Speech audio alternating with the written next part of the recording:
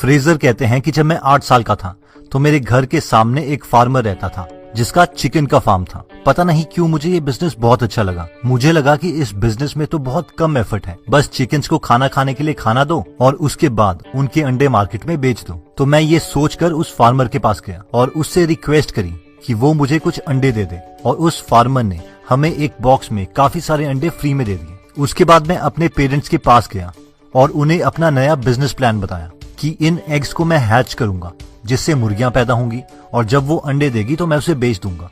तो मेरे पेरेंट्स ने सोचा कि ये छोटा सा लड़का इन अंडों को कैसे हैच करेगा, और वो ये सोच के इस प्लान को एग्जीक्यूट करने के लिए राजी हो गए। मैंने उस अंडे के डब्बे को अपने टीवी के ऊपर रख दिया। उस वक्त के टीवी एक बड़े डब्बे के शेप में आते थे और वो गर्म रहते थे। थोड़े दिनों के बाद उन डब्बे में से 4 अंडे हैच हो गए और उनके लिए हमने अपने गार्डन में एक छोटा सा घर बना दिया। इन चारों को हमने नाम भी दिए।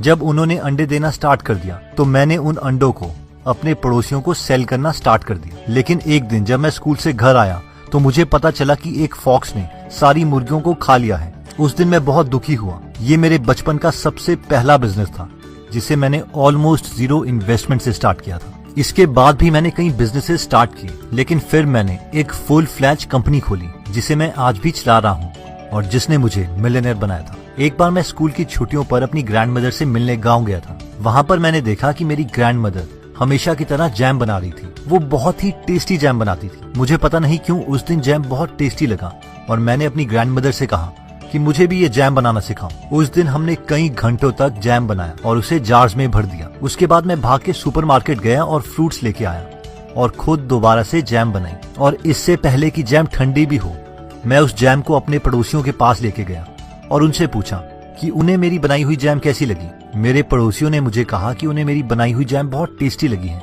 और वो मुझे इनके लिए पैसे भी दे सकते हैं। इसके बाद मैंने कंटिन्यूसली अपने पड़ोसियों को जैम बेचना स्टार्ट कर दिया। एक लोकल न्यूज़पेपर ने मेरी स्टोरी भी कवर की कि कैसे एक 15 साल का लड़का जैम बना के बिजनेस स्टार्ट कर रहा है। इसके बाद एक ऐसा पॉइंट आ गया था जब मैं पूरा दिन अपने घर के किचन में सिर्फ जैम ही बना रहा होता था और हर हफ्ते 1000 जैम की बॉटल्स बेचता था। लेकिन इससे मेरे घर वाले थोड़ा परेशान हो गए थे क्योंकि उन्हें अब किचन में खाना बनाने में भी प्रॉब्लम आ रही थी। इस वक्त मुझे लगा कि अब मुझे जैम को किसी फैक्ट्री में बनवाना चाहिए। इसके लिए पहले मैंने जैम के बारे में बहुत रिसर्च की और मुझे पता चला कि जैम की सेल्स हर साल कम हो रही है क्योंकि एक तो हर जैम में शुगर कंटेंट बहुत ज्यादा होता है और दूसरा लोगों को जैम में कुछ नया चाहिए था। मैंने बहुत सारी रेसिपीज ट्राई करी और फाइनली मुझे एक तरीका पता चल गया जिससे मैं एक बहुत ही टेस्टी जैम बिना चीनी के बना सकता था, यानी 100% फ्रूट्स की मदद से और बिना कोई प्रिजर्वेटिव के। फिर मैंने सोचा कि इस जैम को मैं सुपर मार्केट्स में बेचूंगा क्योंकि इन लोगों के पास बहुत से स्टोर्स होते हैं जिससे मेरी सेल्स बहुत ज्यादा इंक्रीज हो जाएगी।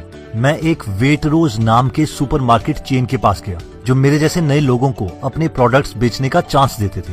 वो बहुत हैरान हुए कि ये टीनेजर जैम बेचना चाहता है। उसने मुझसे कहा कि उसे मेरा 100% फ्रूट जैम का आइडिया बहुत अच्छा लगा, लेकिन पहले मुझे इसके लिए प्रॉपर पैकेजिंग तैयार करनी पड़ेगी, एक ब्रांड बनाना पड़ेगा, इसका प्राइस कम करना पड़ेगा और थोड़ी सी रेसिपीज में चेंज करना पड़ेगा, तभी वो मेरे जैम को अपने सुपरमार्केट में बेचने के लिए तैयार होगा। इतना सुनने के बाद मैं बहुत खुश हुआ और ये मेरा सपना बन गया कि मुझे अपने जैम को एक सक्सेसफुल प्रोडक्ट बनाना है। मैं काफी डिजाइनर्स से, मार्केटिंग के लोगों से मिला और हमने इस जैम का नाम सुपर जैम रखा। इसके लिए मैंने बहुत सारे पैकेजेस तैयार करे क्योंकि सुपर जैम सुपर ह्यूमन की तरह लगता था। तो इस ब्रांड के लिए हमने काफी सारी स्टोरीज तैयार की जिससे हम इस ब्रांड के बारे में लोगों को बता सके।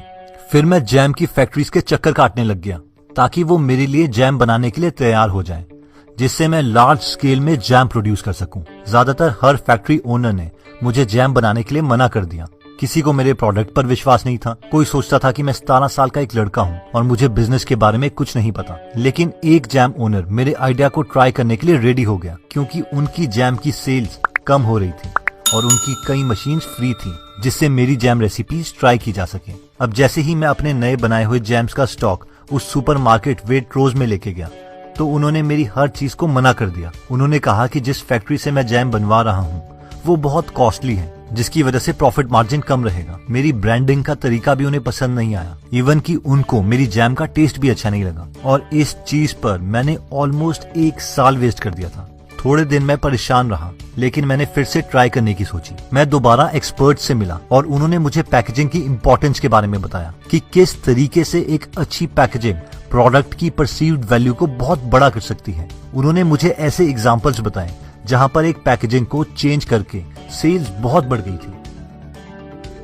फिर मुझे ब्रांड के बारे में पता चला कि ज्यादातर लोग ये गलती करते हैं कि वो अपने प्रोडक्ट के बारे में 10 रीजंस देना चाहते हैं जिसकी वजह से कस्टमर्स उनका प्रोडक्ट खरीदें। लेकिन बेटर ये है कि सबसे बेस्ट रीजन लो और सिर्फ वो ही एक रीजन बार बार अपने कस्टमर के सामने बोलो, और यही रीजन आपके प्रोडक्ट में भी दिखना चाहिए। मुझे भी मेरी जैम का बेस्ट रीजन पता चल गया था और वो था 100% फ्रूट। That's it, 100% fruit. इसके अलावा मैंने अपने प्रोडक्ट में कुछ ऐड करने की कोशिश नहीं की। मैंने दोबारा से एक नए फैक्ट्री ओनर को ढूंढा और नया प्रोडक्ट ट्राई किया। मैं दोबारा सुपरमार्केट गया और उन्हें अपना प्रोडक्ट और उनकी कॉस्टिंग और मार्जिन्स के बारे में एक्सप्लेन किया।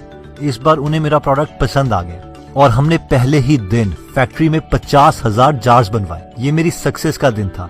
मेरे बारे में बहुत सारे न्यूज़पेपर्स ने स्टोरीज भी लिखी कि कैसे एक टीनेजर मिलियनेयर बन गया। मुझे और मेरी ग्रैंडमदर को प्रिंस चार्ल्स ने बकिंगम पैलेस में बुलाया और सुपर जैम को नेशनल म्यूजियम ऑफ स्कॉटलैंड में भी रखा गया। इसके बाद मैंने कई और नए बिजनेसेस खोले।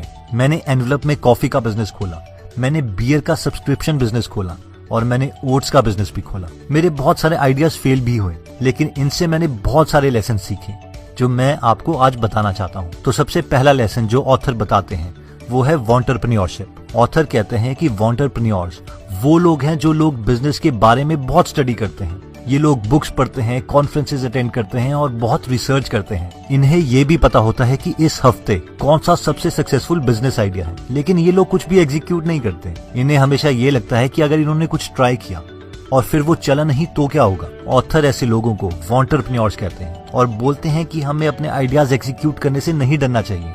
बहुत थोड़ी इन्वेस्टमेंट करते हुए अपने आइडियाज ट्राई करते रहने चाहिए। अगर हमारे 10 में से 9 आइडियाज भी फेल हो जाएं, तो वो 9 लेसन्स हमारे MBA डिग्री से बहुत वैल्यूएबल होंगे, जिसके लिए हमने ज्यादा पैसे खर्च किए होंगे। और जो 10वां आइडिया आपका सक्सेसफुल होगा वो बाकी 9 फेल्ड आइडियाज की कॉस्ट आसानी से कवर कर लेगा। नेक्स्ट लेसन कहता है tell everyone about your ideas. Author बोलते हैं कि मैक्सिमम लोग अपने आइडियाज कभी किसी को बताते ही नहीं। उन्हें लगता है कि उनका आइडिया बहुत ही यूनिक है और अगर उन्होंने ये किसी को बता दिया तो उनका आइडिया कॉपी हो जाएगा, जबकि 99% केसेस में बहुत ही कम लोगों के पास यूनिक आइडियाज होते हैं। और सक्सेस हमें आइडिया से नहीं मिलती, उसके एग्जीक्यूशन से मिलती है। अगर हम अपने आइडियाज लोगों के साथ शेयर करते हैं तो वो लोग हमें बता सकते हैं कि हमारे आइडिया में क्या मिसिंग है और क्या लूप होल्स हैं, जो कि हमारे लिए बहुत हेल्पफुल रहते हैं। नेक्स्ट लेसन कहता है कि be optimistic and pessimistic. Author कहते हैं कि जो भी बिजनेस आइडिया हमारे पास है उसे हमें दोनों तरीके से वैलिडेट करना चाहिए। यानी ये भी सोचो कि अगर आइडिया चल गया तो क्या करेंगे, और अगर जो हमने सोचा था वो नहीं हुआ तो हम क्या करेंगे। ये थिंकिंग मेथड हमें ज्यादा क्रिएटिव बनाता है। नेक्स्ट लेसन कहते हैं be willing to try, start at small level to validate the idea. Author कहते हैं कि हमेशा लो इन्वेस्टमेंट से ही ट्राई करना चाहिए, इवन जब हमारे पास बहुत सारे पैसे हों। इससे होता यह है कि हम जल्दी बता सकते हैं कि जिस आइडिया को हम सोच रहे थे कि वो अच्छा है, क्या मार्केट को भी वो एक्चुअल में आइडिया अच्छा लगा। इसीलिए लो इन्वेस्टमेंट से ही मार्केट के मूड को जानना चाहिए और धीरे धीरे अपना बिजनेस एक्सपैंड करना चाहिए। आइडियाज टेस्ट करने से डरे नहीं, इसे एक ट्यूशन फीस की तरह लें। वैसे भी तो हम कोचिंग में, क्लासेस में पैसे इन्वेस्ट करते ही हैं। नेक्स्ट लेसन कहता है कि यूज इंटरनेट। ऑथर कहते हैं कि इंटरनेट के आने के बाद बिजनेस को करना एक्चुअल में बहुत आसान हो गया है। पहले एक टीम मेंबर ढूंढने के लिए महीने लग जाते थे, लेकिन आजकल हम 2 दिन के अंदर एक टीम मेंबर ढूंढ सकते हैं। ऑथर ने 48 घंटे यानी सिर्फ 2 दिन के अंदर एक आइडिया को एग्जीक्यूट किया और उसे बिजनेस में कन्वर्ट कर दिया, और ये था उनका ओट्स का बिजनेस। और ये सब उन्होंने एक नॉर्मल शॉपिफाई की वेबसाइट खोल के किया। इसलिए जितनी जल्दी हो सके इंटरनेट पर अपना बिजनेस लाने की कोशिश करें। नेक्स्ट लेसन कहता है add story to explain ideas. Author कहते हैं कि मैं अभी तक अपने सुपर जैम के बिजनेस को स्टोरीज के रूप में एक्सप्लेन करता हूँ। ये मेथड ब्रांडिंग के लिए बहुत अच्छा है और इससे हमारे कस्टमर्स हमारे साथ इमोशनल लेवल पर कनेक्ट हो जाते हैं। तो दोस्तों, इस वीडियो में हमने देखा कि किस तरीके से एक मिडिल क्लास लड़का मिलियनेयर बन गया, और वो भी बिना कोई ज्यादा पैसे इन्वेस्ट किए हुए। उन्होंने इस जर्नी में बहुत सारे लेसन सीखे हैं, जैसे कि वॉन्टरप्रेन्योरशिप से बचें, यानी सिर्फ आइडिया से कुछ नहीं होता। आइडिया तो सबके पास है, जो चीज मैटर करती है वो है एग्जीक्यूशन। नेक्स्ट हमने देखा कि अपने आइडियाज किसी को बताने से डरे नहीं, क्योंकि दूसरा इंसान आपको आपके आइडियाज के लूप होल्स बता सकता है। नेक्स्ट हमने देखा कि अपने बिजनेस को ऑप्टिमिस्टिक और पेसिमिस्टिक दोनों तरीके से सोचें। इसके बाद हमने देखा था कि बिजनेस को लो इन्वेस्टमेंट से ही स्टार्ट करना चाहिए, ताकि हम ये देख सकें कि मार्केट को हमारे आइडियाज पसंद है भी या नहीं। और जब बिजनेस चलने लगे तो बिजनेस से ही कमाए हुए पैसों को इन्वेस्ट करें। नेक्स्ट हमने देखा था कि आजकल इंटरनेट की मदद से हम अपने बिजनेस को बहुत जल्दी एक्सपैंड कर सकते हैं। हम पूरी मैनकाइंड में पहली ऐसी जनरेशन है जिसे ये अपॉर्चुनिटी मिली है, इसलिए इसे जरूर यूज करें। और फाइनली हमने देखा था कि स्टोरी एक बहुत ही इफेक्टिव तरीका है अपने कस्टमर्स को बताने का कि आपका ब्रांड क्या वैल्यू प्रोवाइड कर सकता है। दोस्तों, ये सारी बातें हमने आपको फ्रेजर डोहार्टी की बुक 48 आवर स्टार्टअप से बताई है। ऑथर बोलते हैं कि मैंने ये बुक इसीलिए लिखी है ताकि आप लोग उन गलतियों से बच सको जो मैंने की थी, और जॉब के बजाय एक बिजनेस क्रिएट कर सको और उस फ्रीडम और सक्सेस को एक्सपीरियंस कर सको जो मैंने किया था। और इसीलिए हमने आपके लिए गीगल ऐप बनाई है ताकि आप बुक्स को पढ़कर जल्दी सक्सेसफुल हो सकें और औरों की गलतियों से सीख सकें। इस ऐप में आप बहुत सी बिजनेस बुक्स की समरीज फ्री में सुन सकते हैं और पढ़ सकते हैं, जैसे कि rich dad poor dad, lean startup, $100 startup, 4 hour work week, rework, influence, Steve Jobs, who moved my cheese, story branding and many many many more. तो अगर आप फ्री में हिंदी ऑडियो बुक समरी सुनना चाहते हैं तो डिस्क्रिप्शन में दिए हुए लिंक पे जाके आप हमारी गीगल ऐप डाउनलोड कर सकते हैं।